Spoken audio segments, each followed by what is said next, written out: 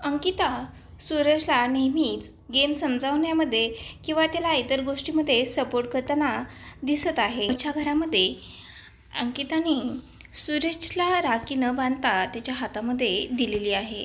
तर का असं केलं तिने आपण जाणून घेऊयात। तर डीपी दादा रडत असतात त्यावेळेस सूरज आणि अंकिता डीपीला बेडरूममध्ये घेऊन येतात आणि तेव्हा डीपीना विचारतात की काय झालं। त्यावेळेस ते म्हणतात की काय असणार, सगळ्यांचं कारण एकच आहे ना। मग अंकिता म्हणते की सांगा तुम्ही, म्हणजे संदर्भाचं स्पष्टीकरण करून सांगा आम्हाला, का रडताय तुम्ही।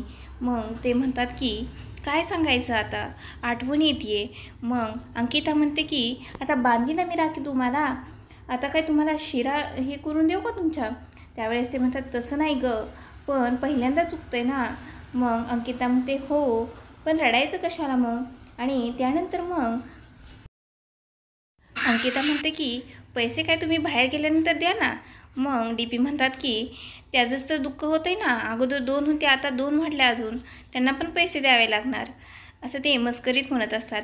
तर त्यानंतर मग अंकिता तिच्याजवळच्या राख्या काढते आणि म्हणते की मी हे घे सूरज।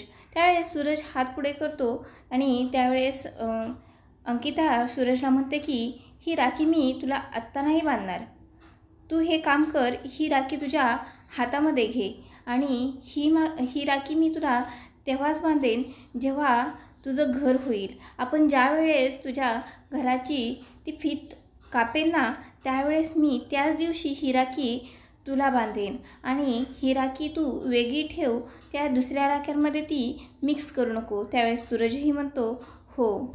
तर आपल्याला इकडे सूरज आणि अंकिताचं अनोखं असं बहीण भावाचं नातं पाहायला भेटत आहे। तर असेच अपडेट्स पाहण्यासाठी चॅनलला सबस्क्राईब करा।